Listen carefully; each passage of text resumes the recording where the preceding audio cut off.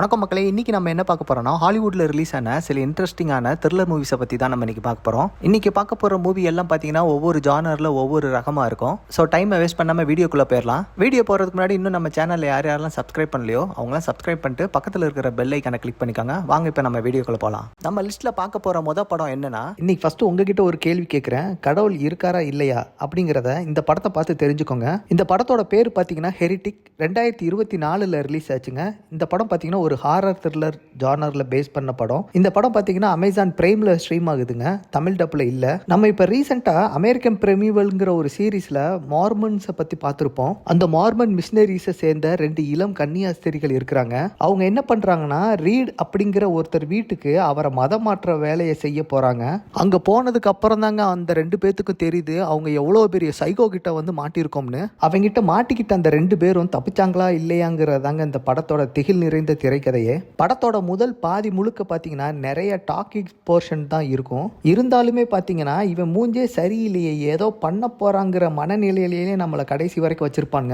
இரண்டாம் பாதியில சில ட்விஸ்ட்டுகள்லாம் ரிவீல் ஆகிற இடம் பார்த்தீங்கன்னா நல்லாவே இருக்கும். படத்துல ரொம்ப முக்கியமான பேச வேண்டிய விஷயம்னா பேக்ரவுண்ட் மியூசிக் தாங்க. பிஜி மட்டும் சரியில்லாம போயிருந்தா இந்த படம் கண்டிப்பா போர் அடிச்சிருக்குங்க. நிறைய மதம் சார்ந்த விஷயங்கள்லாம் பேசியிருப்பாங்க. உண்மையும் அதுதான். என்ன கேட்டா கண்டிப்பா மிஸ் பண்ணவே கூடாத ஒரு தரமான ஸ்லோ பர்னிங் த்ரில்லர்னா இந்த படம் தாங்க. நீங்க இந்த படத்தை பார்த்துட்டு உங்களோட கருத்தை நம்ம கமெண்ட் செக்ஷன்ல சொல்லுங்க. நம்ம லிஸ்ட்ல அடுத்த பார்க்க போற படம் பார்த்தீங்கன்னா 2024 ரிலீஸ் ஆன சப்சர்வியன்ஸ்ங்கிற ஒரு அடல்ட் த்ரில்லர் மூவி தாங்க இன்னைக்கு பார்க்க போகிறோம். இந்த படத்தில் ஒரு முக்கிய ரோலில் மேகான் ஃபாக்ஸ் நடிச்சிருப்பாங்க.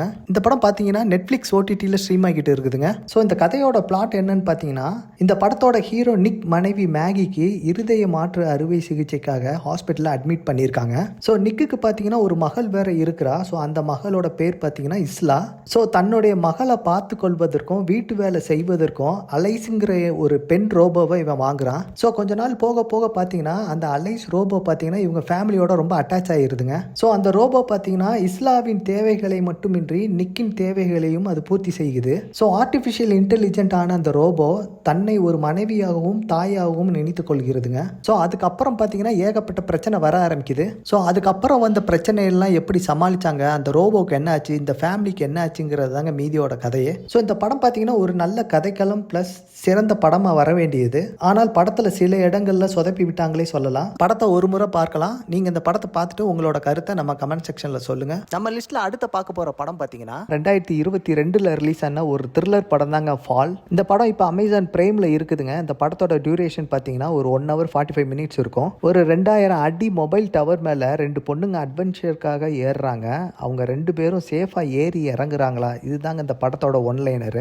ஆக்ரோஃபோமியா இல்லாதவங்க கூட இந்த படத்தை பார்த்தா அள்ளு விட்டுருங்க, அந்த அளவுக்கு இருக்கும். இந்த படத்தோட ஸ்கிரீன் பிளே பார்த்தீங்கன்னா நெயில் பிட்டிங்காக இருக்குங்க. விஷுவல்ஸ்லாம் பார்த்தீங்கன்னா ஸ்டன்னிங்காக பண்ணியிருப்பாங்க. அந்த 2 பொண்ணுங்களோட நடிப்பு பார்த்தீங்கன்னா டாப் நாட்ச்னே சொல்லலாம். 2 சர்வைவல் ஸ்டோரியாக இருக்கிறதாலேயே தெரியல, சில போர்ஷன்ஸ்லாம் அட்ரிஃப்ட் மூவியில் பார்த்த மாதிரியே இருந்தது.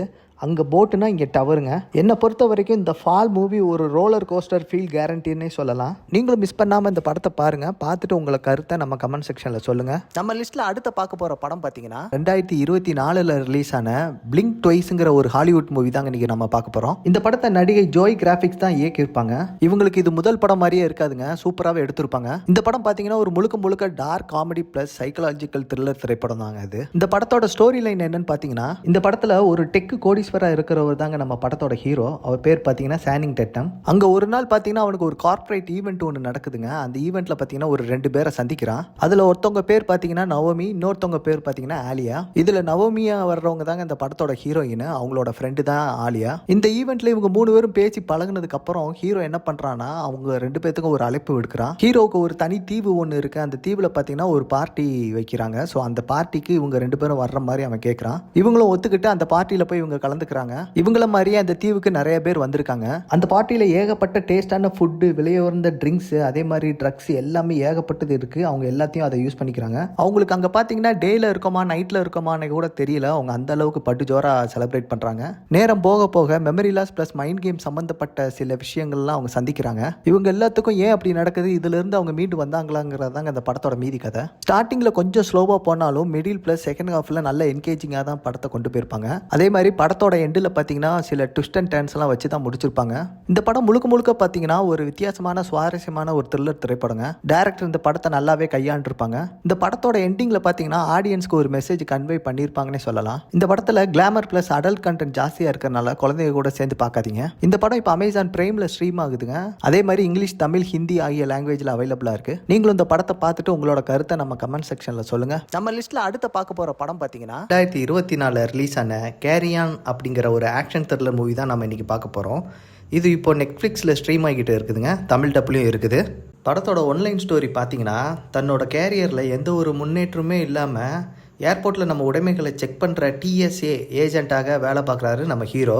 அதே ஏர்போர்ட்டில் வேற ஒரு டிபார்ட்மெண்ட்டில் நம்ம ஹீரோயின் வேலை பார்க்குறாங்க. எப்பயும் போல் அங்கே வேலை பார்த்துக்கிட்டு இருக்கும்போது அவருக்கு திடீர்னு ஒரு அன்னோன் நம்பர்லேருந்து ஒரு ஃபோன் கால் வருது.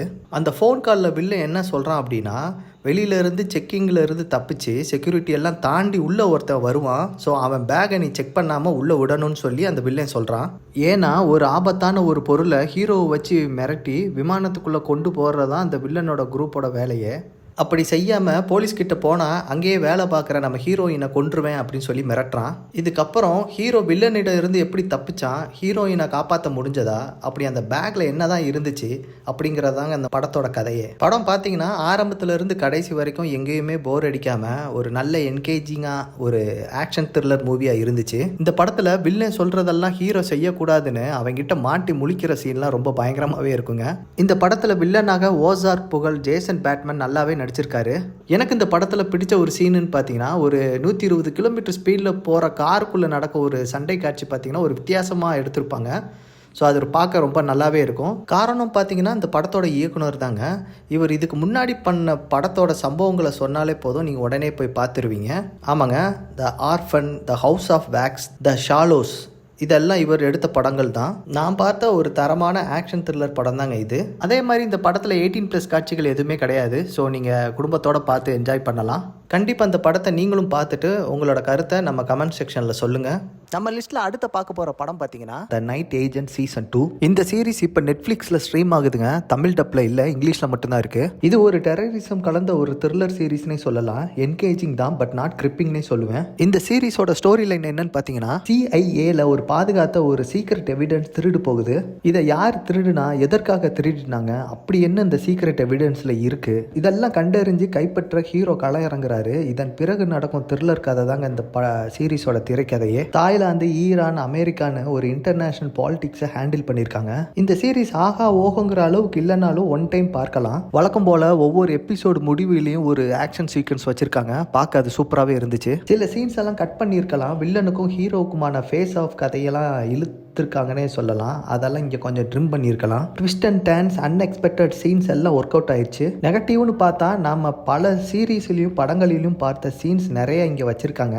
கிளைமேக்ஸ் அப்படி தான் இருந்துச்சு. சீசன் 1ல ஹீரோ கேரக்டரை ரசிக்க முடிஞ்ச அளவுக்கு சீசன் 2ல ரசிக்க முடியலங்க. சீசன் 1லலாம் பார்த்தீங்கன்னா ஒரு வெகுளி, ஒரு காமெடி நிறைந்த ஒரு நிறைய சீன்ஸ் எல்லாம் பண்ணியிருப்பாரு. எனக்கு சீசன் 1 அளவுக்கான பரபரப்பு சீசன் 2ல இல்லைங்க. அங்கங்கே நல்ல நல்ல சீன்ஸ் இருந்தாலும் சீசன் 1 அளவுக்கு வரலன்னே சொல்லலாம். அதே மாதிரி சீசன் 1 பார்க்காமலேயே சீசன் 2 பார்க்கலாங்க. நீங்கள் சீசன் 1 பார்க்கலன்னா சீசன் 2 ரொம்பவே உங்களுக்கு பிடிக்கும். பட் சீசன் 1 பார்த்துருந்தா இது கொஞ்சம் கம்மியாக ஃபீல் பண்ணுவீங்க. குடும்பத்தோடைய ஒரு ஒன் டைம் பார்க்கக்கூடிய ஒரு நல்ல த்ரில்லர் சீரிஸுங்க. இந்த சீரிஸில் மொத்தம் ஒரு 10 எபிசோட் இருக்குங்க. ஒவ்வொரு எபிசோடும் பார்த்தீங்கன்னா ஒரு 50லேருந்து 55 நிமிஷம் ஓடக்கூடிய எபிசோட்ஸ் தான். இந்த சீசன் 2வை பார்த்து முடிக்கிறதுக்கே உங்களுக்கு ஒரு 8 மணி நேரம் 30 நிமிஷம் தேவைப்படுங்க. கண்டிப்பாக உங்களுக்கு டைம் கிடைக்கும் போது இந்த எபிசோட்ஸ் எல்லாம் பார்த்துட்டு உங்களோட கருத்தை நம்ம கமெண்ட் செக்ஷனில் சொல்லுங்கள். மீண்டும் அடுத்த வீடியோவில் சந்திக்கிறேன். நன்றி, வணக்கம்.